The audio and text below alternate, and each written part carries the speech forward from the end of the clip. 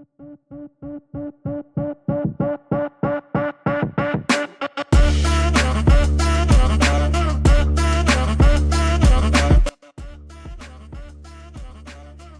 is episode 16 of the Hybrid Coaching Podcast.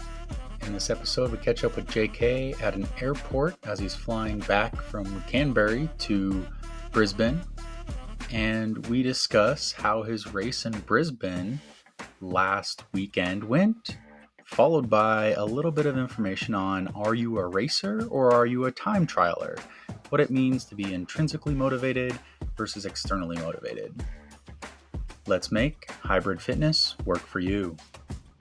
Hi, everyone. Welcome to episode 16 of the Hybrid Coaching Podcast. I'm Anthony Parasini. JK will join us in a minute. I'm sorry that this episode is a little bit late, a couple days. JK went to a stag party. We will talk about that in just a minute. Anyways, JK is about to jump on, so we will get to him and the rest of the episode now. All right. We're just going to jump right in then. Let's do it. Hi, everyone. Welcome to episode 16 of the Hybrid Coaching Podcast. I believe in this episode, we got JK at an airport because he's traveling. He went and partied it up last night. Woo, woo. I did indeed. And I'm not feeling the best this morning, Anthony, I'll be honest with you, but had to do it. I want to know, how many alcohols does it take to get an elite athlete drunk? I think you probably know the answer to that. Not many at all. I honestly had 5 beers last night, but within my first half a drink, I was feeling it. And that's just because, you know what? I'm not trained for that chosen activity, let's just say. It was good fun. It was good fun. Yeah, I think it's real. I think it's funny. I had some wonderful text messages last night from JK, very heartfelt. I went back and they were very heartfelt, but you know what, Anthony, I'll be the first to say that was, what's the saying? There's a saying about, you're most honest when you're drunk or something. Yeah, pretty much. So you're looking really tan. Were you out in the sun yesterday? Am I?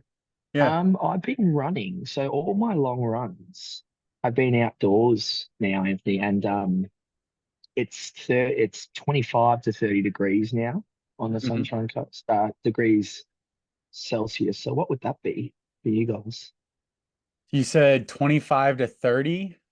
So perfect weather. It's like 80 degrees Fahrenheit. 25 would be, almost 80, 75 to 80-ish. So yeah. So gorgeous weather when I'm running outside, and I'm loving it. Absolutely loving it. It's hot, but it's nice. So that's probably where I'm getting a bit of a color from me. Okay. Nice. How was your weekend? It was good. I went for a long run this morning. My hips bothering me, my knees bothering me, my shoulders bothering me, my other knees bothering me, but I still went for 11 miles this morning. And I went for 11 miles while pushing a stroller, which, if you don't know what that's like, it's like pushing, I'd say fully loaded with Lily in it is about a 60 to 70 pound stroller. So you're looking 30 to 35 kilos for 11 miles. So an 11-mile, very light sled push. Right. This is so weird me asking you this, but where do you feel it? Like, obviously you're pushing it, so one of your arms or two of your arms is up on the I leave my phone on the stroller, and then I use two hands because most of I do like a little like F. Like if you look at my running map, it actually looks like a big E.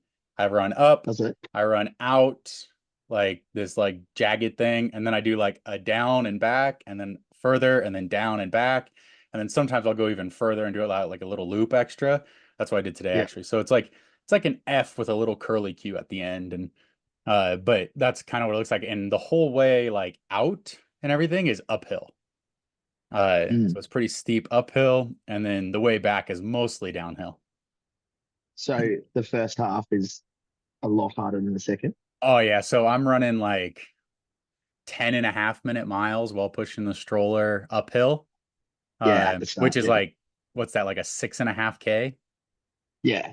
That's Um, not, and it's not then too, on the way back, like obviously downhill, I'm not pushing the stroller. I'm actually holding it close to me so that it doesn't fall away. true. Yeah. It, Yeah. I think I do 8:30s, 8:45 miles. So like, Mm. what's that, a 5.5 minute? Five Okay. and a half. Yeah. Yeah. Mm. So I mean, everything's different, right? Can I But it, ask you, do you talk to Lily? oh yeah, well, she talks, she babbles, I like was just gonna say her she words are getting babbles. closer. I end up stopping a few times, like I'll pause my watch and stuff because when I load up the stroller, first off, I get like, it's hot here right now, so it's getting 90 plus degrees.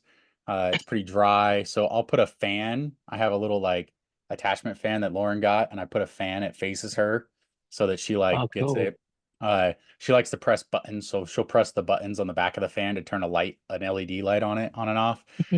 And then she will also I'll load up her stroller with like applesauce packets and these little like sandwich packets and two water bottles. And then I have a water bottle underneath for myself, along with like some no red dye gummy bears that we have to buy in Europe whenever we go over to bring back because everything in America has red dye in it. And Yeah. then red and yellow dye. But we usually go buy those when we're in Europe or somehow find a way to get them. And then I'll stuff those in the stroller and then I'll eat those on like a longer run or I'll take a drink. But when she wants something, she'll like grab one of her applesauce packets and hold it out the side of the stroller. It's got a like Yeah. cover on it too. She'll hold it out there and she'll be waiting for me to stop and open it for her and give it to her. Open it up. Yeah. or Daddy, she daddy. wants or she wants her drink open. So yeah. Today I opened her drink and it was like one of the little pull drinks. I gave it to her in like a squirt bottle. She took some and then we're running and I'd probably maybe gone like another half mile, 3/4 mile, and she had dumped her water all over her pants or her shorts and her Mm. diaper and all over the stroller. And I was like, we were like 7 miles in. I was like, I'm all the way at the end. I'm on my way back. Like I can't come back any faster. So we're already Faster. heading Yeah. home. Yeah. So yeah. She had to Uh suck it up, did she? yeah, well, I guess maybe if she was feeling hot, I had the fan on her, but the water dumped on her. I was like, oh man. Yeah. Uh got her home, changed her, and we were good to go. Yeah, we didn't go swimming today. We might go swimming tomorrow. We like to do that on the weekends. It's fun.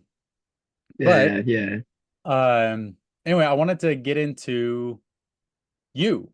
Uh, we haven't talked on the pod. We've talked separately, but I wanted Yeah. you and I getting into Brisbane last weekend. Hmm. Um, First, just what'd you think of the course? Um, course was good. It was a, what was it? 1 point, almost 2 lap course, run lap course. It was And in on the second in time on the defense, second, right? sorry. Yeah. Yeah. Yeah. In on the second. Yeah. And as some of you guys may have seen it, but the farmer's carry was not in the rock zone. It was actually on the right of the course as opposed to actually going into the rock zone. So that was just a different little experience of racing. But mate, the course was great. You know, I ended up executing pretty well. I'll say. I'll use the word. Or I executed well. I think. Um, without you know, without being super happy, if that makes sense. Yeah. Um, So so just for the yeah, audience, we decided you did to taper into this one. We wanted to just get a measurement of where you're at. So this is a different course, obviously, from Sydney. I know it was, yeah, you said in on the second. The rock zone for the first 5 stations.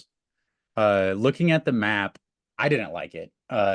Just because you had to do a full 180 and it was very long. But, like we talked about beforehand, it's still measured. The courses are measured. They're 8,700 meters. Like that's the total running you do. So it really comes down to how many turns you're going to do in the course.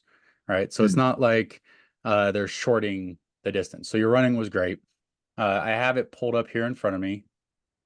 This is just looking. Oh, no, I don't. I was looking at something else. So the runs, just the first 5 times you entered the rock zone, though, you had to stop, like dime turn Yeah. 180 degrees, all your momentum gone, right? And then push And back. then Yes. and then actually, looking at the course you and I talked about, getting in and out, they had like a maze. So like you had to like go down, back, down through this little corral before you were back in like the main rock zone to get to the entrance and exit arch. So Yeah. yes, station 6 with the farmer carry was right there, but it's not like I mean, great for that one, but everything else was like a maze getting in and out. Yeah. And on that, overall, if I think about it, there was a lot more turns than most other races that I've done. So Mo most other races. So I counted only full 180. So if you like ran in and did a 90, I didn't count that as a turn. Full 180-degree turns at that course was 12. You had 12 times that you had to fully do 180 degrees in the middle of a run. Sounds about right. Yeah. Which is quite a bit. Like that really Yeah. slows you down. Those are pretty costly. Yeah. Because not only do you have to slow down to actually do those types of turns, but you have to re-accelerate. It takes time to do the turn. Reaccelerate Like they add, uh, you know, maybe 2-3 seconds a turn. That's 30 seconds in the per race. turn. Mm. Yeah. Just there. Yep. You also in this race, you did really well on your wall balls. It was one of your better wall balls you've ever done. However, you did break. You broke at 71, Yep. but you also got like 10 no reps. So you ended up doing 110 wall balls, which 10 no reps about is 20 seconds. So there's another 20 seconds you're looking at. Yeah, exactly. And I'm actually not afraid to say this in public, Anthony. One of my big goals is to go 100 unbroken. Right? And I think us male elite athletes, like I think most of us would have that as a goal. But for me, it's actually like a very big goal for Anthony and I guys. So getting a 71 was fantastic. If I look at it now, if I look back at it now, I'm happy. I understand that what I'm about to say isn't. I'm not justifying. Like I'm not saying that I did 79, but I had 8. I'm pretty sure no reps when I broke, meaning I technically did the movement of a wall ball 79 times. I've never done that before in a race. So What were you I getting? was What were you getting no rep for? the target. So my squat depth has never been an issue, which I'm very happy with. The target. Now they were very on me the whole. I'll be honest with you, they were on me the whole race. Um, the wall ball target, as we know, I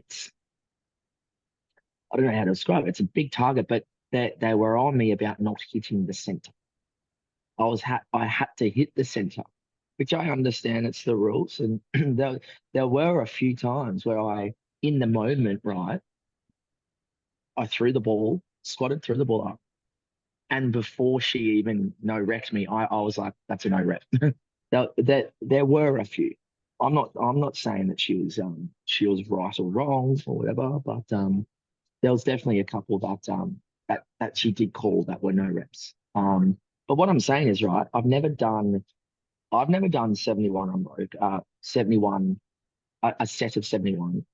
In theory, I actually did the movement 79 times before breaking. So I'm I'm happy with that. I'm taking that as a, I don't know, let's just say a win, right?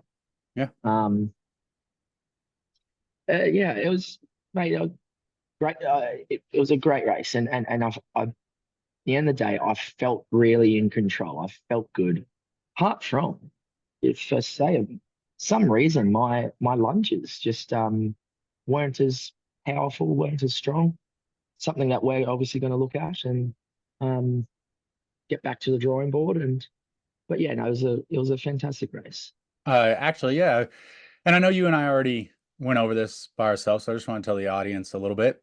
Your your paces, because we had this paced out. We actually were aiming here for like a 54, just trying to see what you could do. And if you take what the course gives you, like we talked about, uh, looking at it, so your total run was a 30:53. That's rock zone and run time combined. So 8.7 kilometers divided by, or 30:53 divided by 8.7 kilometers. You were running a 3:33 basically kilometer the entire time. Which Um, is right in my threshold zone. yep. So for anybody wondering, that is a 5:42, 5:43 mile pace the entire time. Uh, Your last run was a little bit slower, but like I explained, I think, three of those 180-degree turns were just entering the wall balls. You had to come Correct. in Yeah. and you had to go down, back, down before you entered. Yeah. Um, and so, and then Then the yeah. timing mat was as you entered the wall ball. So you actually they had that weird maze, and I think that was just to get the distance, down, back, down before you entered to run to the wall balls. So your last run was 3:49, which was like eight to, and we had said like, hey, let's go for 3:40s the whole time. And so for your average pace to be a 3:33 within the rock zone, that's fantastic. Yeah. Um, and like overall running. Those are great times. Very happy with that. That was one of your goals. Your run total says you were sixth overall. I don't know how accurate that is, but like we talked about, without those 180s, like if you had a course, say like Stockholm this last year, where it Yeah. was like those nice rounded corners, there was no big 180s, like easy turns, like 90 down, 90 down, like things like that, uh, where you can smooth this out. I'd say eliminate 30 seconds for the 180s. We talked about eliminate your wall balls. There's another 20 seconds. That's 50 seconds. And then your lunges were actually the other spot. And I think anybody listening saw you do your lunges in um, at Worlds, where like you were man on a mission. Your lunges in Sydney, man on a mission. And we'll talk about the Sydney course in a second too. But here, I believe the difference was they were making you lunge with your back knee over the line, and there was also five different sections. So instead of just your Yeah. front foot crossing the line completely, you would have to do an extra lunge at the end of every section because they said your back knee, when you lunged, had to be the thing over the line. And I've never heard that, but you want to just go into that a little? Yeah. And look, like in the moment, and we've spoken about this obviously, Anthony, but in the moment, um, Judge was on me. My first lap, she told me to do an extra lunge, and I was like, I'm glad I did this. I did not debate. I did it like over the line, and yes, as you just said, my back knee had to be over the line. And I could see The sec and just referencing, we know that Tanguy got disqualified for talking back to the judge.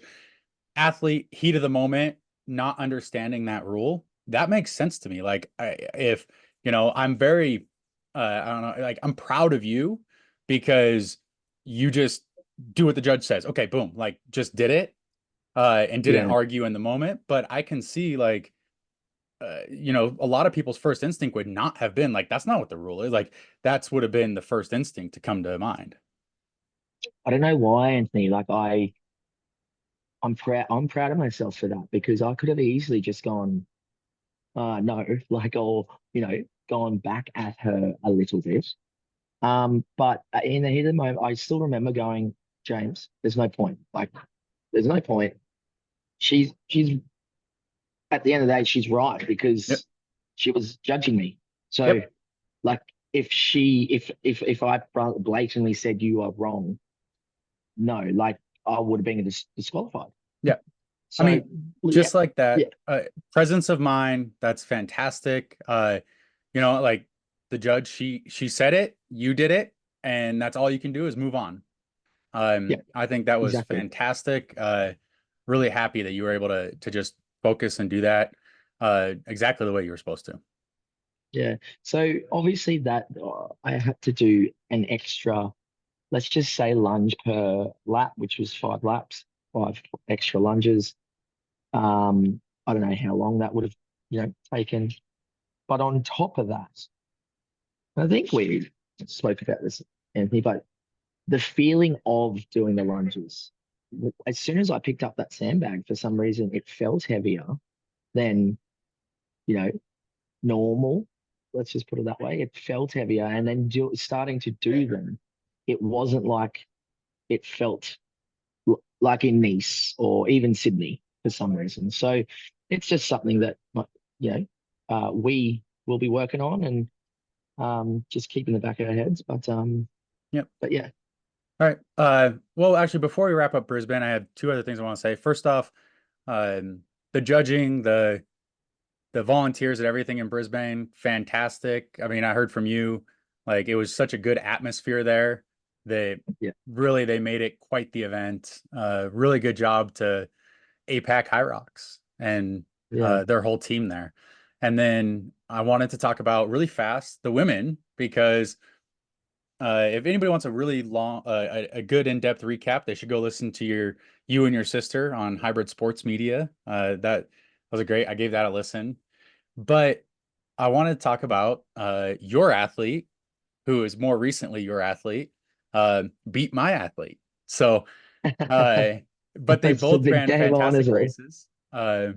Lauren Griffith went out to Australia specifically for this race. That was the reason she wanted to cement her time and not have to stress about getting another time because one of her times for the average was taken from uh, Chicago last year. And Hmm. so now she can focus on racing in the majors instead of uh, securing a time and racing. You know what I mean? Like, because Yeah. there are some athletes who, like, yeah, they want that qualifying spot, but the majors might be the only races they do. So they need to make sure their times are up there to maintain themselves in the majors. Correct. Yeah. She didn't want to be stressing about that. She went out there. It doesn't look like HYROX's leaderboard has updated yet. It still has her in ninth place when really it should have her a 102.18 and a 101.15, which should average to a 101.47, which when Michaela's time comes off September 2nd, will put Lauren Griffith as the fastest time qualifier outside the auto qualifiers. Wow. That's fantastic. So I she'll be, wonder, I wonder why it hasn't updated. I, Is Joanna, yeah, is Joanna's in Joanna's there, so name? I'm not quite sure. But I do want to Yeah, talk about, right. so because I wanted to talk about Joanna and Sydney a little bit. In Sydney, we looked back. Remember that course? How it was like a weird figure eight, and Yeah. you had like an in and out, an in and out. And so the run course seemed really long, and it was pretty slow for everybody's time there. Yeah. And the longer sled pull, which you took, what was it, a minute and a half? We focused on that the last 3 weeks though, like a minute and a half off your sled pull time because that was fantastic. Plus the tapering into the event. Lauren Griffith also tapered into this event, which I don't really think she had a choice to because it's such a long flight. If anybody doesn't know, it's a Mm, 16-hour difference. yeah. The flight itself, I believe, took over 20 hours with the layover Yeah. um, for her to get there. And she went out. She did text me before she started, about 2 hours, 3 hours before she started, and was like, I just got really tired, and it was late. It was bedtime here, right? So Mm. it was understandable, but she got really tired right before the event. Still went out, did really well. She had a goal of going. I had told her beforehand, like, look, a 62 will secure your spot. A Yeah. 61 will make a statement. So she was like, all right, I'm gonna go out there, high goal high 61, goal of the race 62. And this is going to lead into what I want to talk about a little bit, as long as you have time. Today, I'd like to talk about who's a racer, who's a time trialer, and what's the difference. Mm. Um, and Love so it. this race for Griffith, at least, she had to time trial. I didn't think, and this was me coaching her beforehand, I didn't know there was anybody that was going to keep up with her. Yeah. And maybe you can tell me, Joanna, if Griffith wasn't there to pace off of and push the race as a time trialer, do you think Joanna still runs a 60-52? Do you think maybe um, just the inexperience, maybe she runs a 62-63 instead without the Like, race? and the answer to that, it's not a criticism towards Joanna at all, but no, the the feeling of the race, I was watching that as well live. The feeling of the race was electric, seeing both of them out in front, pretty much pacing off each other as well. I don't know if Lauren has told you a lot about it, Anthony, but they were going um, they were going head to head, like on the stations and then on the runs. Lauren would take the lead, then Joanna would take the lead. So to answer your question, no, Joanna wouldn't have done a 60-52, I believe, if it wasn't for the race and um, actually racing instead of, as you just said, time trial. Yeah.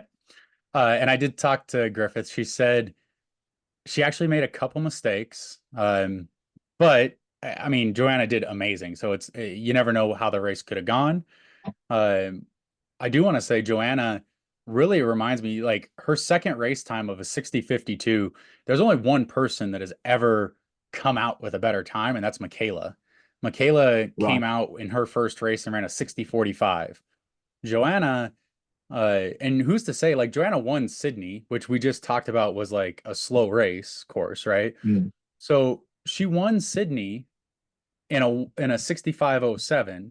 And who's to say if somebody like one of the elite athletes had been there pushing her, she doesn't go faster. Mm. Um, Absolutely. but a 60-52 is one of the second best, like you could call it premier times we've ever seen. Yeah. Um, just and I gotta say, like watching them too, Joanna really reminded me of watching Michaela's first race, watching one of Right. Michaela's races early on. And just to talk about, Joanna's 22 years old. Like that's the future of the sport, right? So Absolutely. Yep. I'm Yep. excited to see what they can do. Uh, is Joanna going to be in Amsterdam?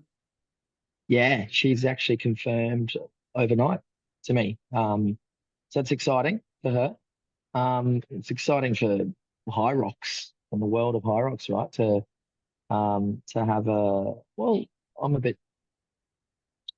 not biased, but obviously another Australian, which is great. But also from my end, now I'm coaching her as well, so it's going to be great over there. Yeah, Um, it's she's what she's interesting to me. So she's the fourth fastest female um in terms of people. Obviously, Lauren, Meg, and then Michaela and Joanna. Okay. Is kind of Yeah. like in terms of the fastest times. Now, there's plenty of fastest times. I think this time was actually like I don't remember, but she's the fourth female to ever break 61. Right. So Which is a pretty big Michaela's, barrier. I know, like the next barrier for that is the hour mark, right? Everybody's talking yeah, about who's going to be the next woman to break 60. It very well could be Joanna, and not to like say it, but like Lauren Griffith too. She's 61:15 absolutely. is right there. That's striking distance, right? Her PR is a Absolutely. 62:18 from Los Angeles last December, and I can tell you, just like as her coach, she's improved a minute improvement from that race to this race. Yeah. Doesn't even scratch the surface. She's improved more than that. I would expect her to be in that 60 range and then in her next race, if not breaking it. Yeah. Yeah. Michaela, what is her fastest time? Is that it's the 60-35 60 in Dubai last year. 35 in Yeah. Dubai. Yeah. Yeah. So Michaela has two races, I think, that are under 61, and that's Dubai and whatever her first race was in Germany. Right. Yeah. Yeah. So that's HYROX coming up on HYROX. That's next thing we have for most of the elite athletes is going to be Amsterdam. And before that, for North America, we have Toronto, which is the weekend before Amsterdam. Mm. And for Australia, you guys have two more races at least this year, which is Perth in a couple weeks. And they announced at Brisbane that you guys will be having, uh, was it Melbourne on Christmas Day? Another Melbourne, but not on Christmas Day, but it's like a week before Christmas. So that's exciting. That's really exciting. Right. And of course, we've got the Hong Kong Hong race Kong in major. November, which is the APAC, which is in APAC as well. Yep. But yeah, so I'm obviously not doing Perth in 3 weeks' time. Just focusing on Amsterdam now. So um, yeah, I'm excited about it. Yep. And just so you can see North America, I don't want to leave you out. I know we have a lot of European listeners too. I believe the Yep, second largest group I told you is actually UK or England. UK. Yep. And so, but North America, we have Toronto on October 5th and 6th. And then the next North American race after that is actually Mexico City. Yes, Mexico Right. City is in North America, Yep. which is November 9th and 10th. And then Chicago, November 16th, and Dallas, November 23rd. And Dallas is the same weekend as the HYROX Major, the Open Asian Championships, the 23rd and 24th in Hong Ah, Kong. the same weekend, is it? Okay. Yeah. Okay. Yeah. And so I think that covers all the APAC and North American races the rest of the year, which is exciting. I just want to Yeah. touch on one more thing. Since the last time we had an episode, we said last episode that you were going to do DecaFit September 14th, which is the last qualifying day for DecaFit Worlds this year in Australia. But you want to go ahead? Yeah. But drum roll, I've decided not to. Um, and uh, reason is because I have a I have a goal, I have a very specific goal of the Amsterdam race 4 weeks after Deca. And the reason why I'm not doing it is to do with um it like racing too much. It's just I want my lead up from here on in, right here, right now, to be solely focused around HYROX. And as you know, as we all know, the process to Amsterdam is the most important. And yeah, and Anthony, I'm a bit of a homeboy, as you know. I'm a bit of a homeboy. I just don't want to fly for the sake of flying, to be honest. So Nice. So that's going to lead us into our topic, which, like I mentioned earlier, was the mindset between time trialing and racing, which is very important for elite athletes, but it's also important for all the athletes that are out there because if you can figure out what you are, whether you perform better as a racer or a time trialer, what you can do is if you are a racer and you can find somebody that you expect might finish around the same time as you can race. You can give yourself that competition. Whether you're in the elite race or whether you're in the open or just pro or whatever race you're doing, right? Whereas if you're a time trialer and you like to stick to your plan, all I see this as is whether you're intrinsically motivated or externally motivated, right? Whether mm, you prefer to push yourself in your head or if you need that outside source pushing you. Either way, it can be the clock or a person. to perform your best the whole time. And people are different, right?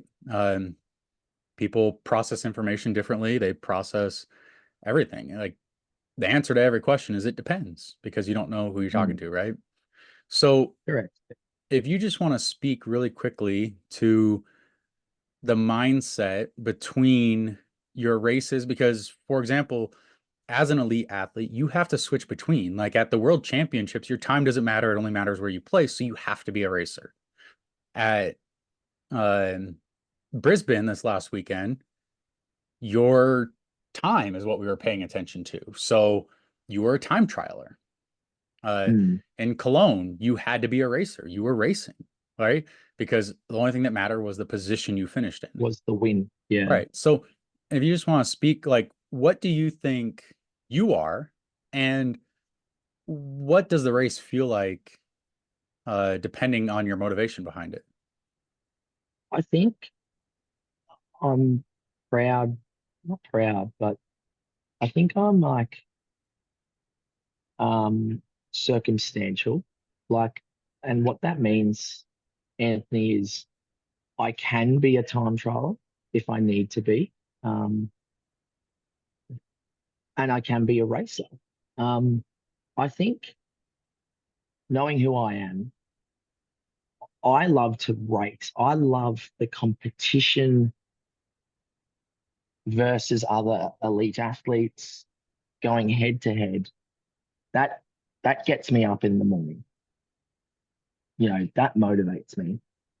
Um, that doesn't mean, I can't switch that and go, no, today's about just focusing on me and my race strategies and going out there and executing my race strategies and pretty much being a time trial.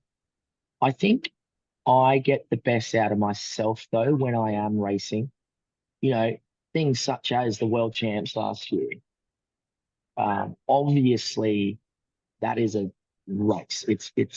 It's horse versus horse, right? Um, and due to that, and call it somewhat pressure or because it is more athlete versus athlete, I thrive off that. I really enjoy it. Um, I enjoy the pressure that racing gives me. Um, I'll be proud. I don't think many people do. I truly, genuinely don't think many people do. Um, but yeah, that's kind of my answer there. Like, I think I'm good at, when needed, changing if needed. Does that make sense? Yeah, absolutely. I would say just based on you've ran 4 races. Well, I guess you could say 5 if you want to include DC, but we'd only been working together about a week when you ran DC. So Yeah, I'd say the 4 races that we really have under our belt together are Cologne, Nice World Championships, um, Sydney, and Brisbane. And watching you in those Cologne and World Championships, obviously those are the big races. And when you get to the big races, you have to be a racer because that's what yeah, matters. Uh, but watching the difference in you racing between those, you are a racer. You perform better when you are being pushed or chasing someone down, uh, rather than just having the intrinsic motivation of the clock. I would yes, say yeah, that a lot of the elite athletes are actually racers, but those people looking to break into the elite 15, you have to be a time trialer. If you yes, are correct. on the fringe or you are outside looking in, it doesn't matter what your race is. It doesn't matter where you place. Um, you have to focus on your times. So you have to hit times. You Yeah, need to watch a clock while you're racing. yeah, yeah. Which look, that can be daunting. But hey, like if you are, as Anthony said, out of the Elite 15 and want to be in the Elite 15, you've got to you got to play the game. You've got to play the rules, and not play the rules, but you got to play the game, and that is time trial, and that Yep. is about it. Yeah, it's about N- you know Now, smashing your time. Now that same principle though, if you are looking to get an age group qualification, either out of the open or the pro, and you know how many spots there are, you have to be a racer Mm, because that's how you get your spot to worlds. So yes. if like a lot of people have a goal. I know I have a couple that like these guys, they want to break 70 or they want to break 65, and but their real goal is to qualify for worlds. And they're like, Mm, oh, but if I do this, I'll qualify. And it's like, yes, you could. But what if you break that time? What if you break 70? What if you break 65 and mm. four other people also do in that Do the race? same. You don't Yeah. get your you don't Yeah. get your age group spot, right? So, Yeah. yes, you need to you want to break those times, but when you are an age grouper or an age group person trying to qualify for worlds, you have to be a racer. Uh, Personally, on my end, if anybody doesn't know, I've ran two HYROXs ever. Um, my third one is going to be a doubles in Las Vegas, but It is. and my partner I'm looking at right now. Uh, Yeah. I'm putting it out there because I don't want to, like, my hips hurting right now, but I want to put pressure on myself because I'm gonna have to maintain Yeah. a hard pace to Here keep we up. go. It's out there. Uh, It's out. so it's out there in space now. Um, so personally, though, I know from my experience, I ran an 81, my first HYROX in Dallas in 2020 or 2021. I don't remember where it was. It was in Dallas. I know that at the convention center, not at the hotel that they do. No, maybe it was at the hotel. Dang it, I don't remember. Anole Hotel. Um, anyway, that race was back when it was a different course, but I ran an 81. I remember I got no rep on my last wall ball. They called me back in and I finished like 81.01 or something like that. It was hard. I hadn't been running. It was tough. Chicago last year, I ran a 66:45. But that race, the entire time, I knew beforehand what my goal was. My goal was sub 70 and a high end goal of sub 65. I was Mm, running and I would look at my watch. I knew what my splits were because I'm racing the clock. I don't do well. I do much, much better racing the clock and seeing, hey, I'm at this time. Hey, I'm at this time. Hey, I've banked a little time. I'm gonna try to, like, at my next checkpoint. Like, hitting certain checkpoints to me is much more satisfying, and I don't care what anybody else around me is doing.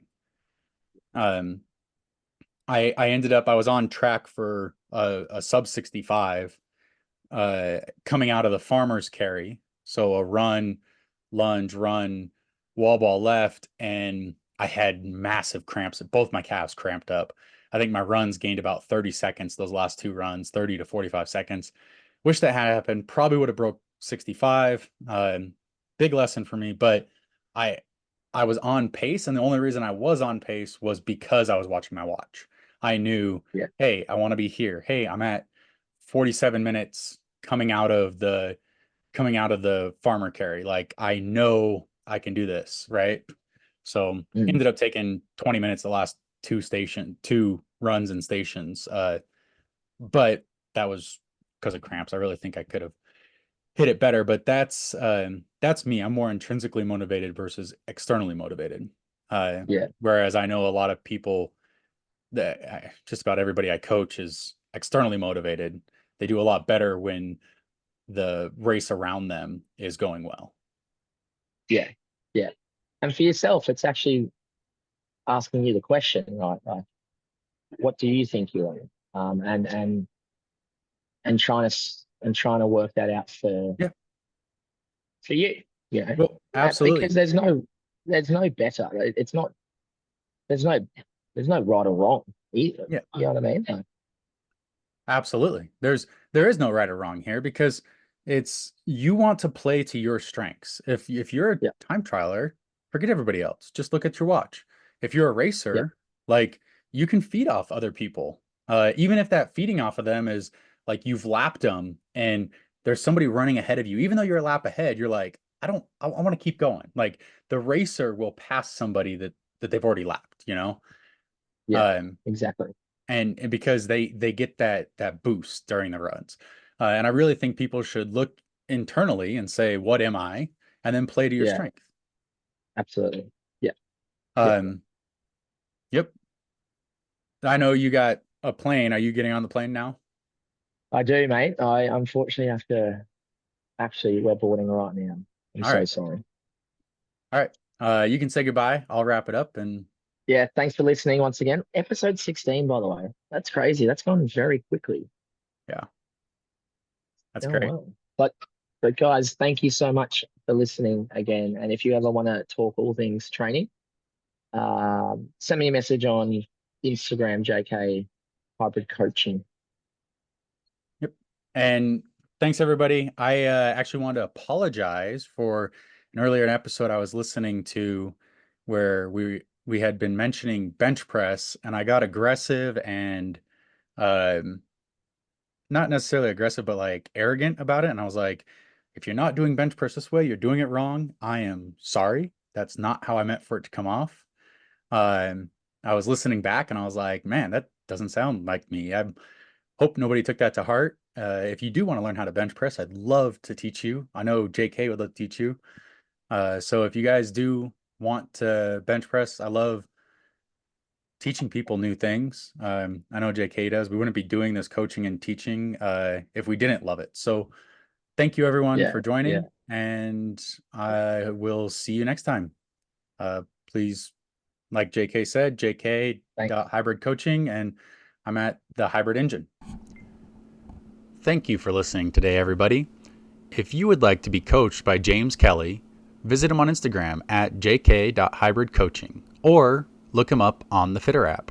If you'd like to be coached by me, Anthony Parasini, or my wife, Lauren Weeks, visit The Hybrid Engine on Instagram as at The Hybrid Engine, or you can visit me at A Wild Parasini.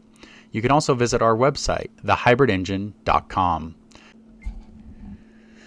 Additionally, you can find James Kelly as James Kelly and Georgie Vesley on YouTube, or you can find The Hybrid Engine on YouTube, or this podcast is available in video form also on YouTube as The Hybrid Coaching Podcast. Thank you again for listening, and we hope that you'll tune in next week for the next episode of The Hybrid Coaching Podcast.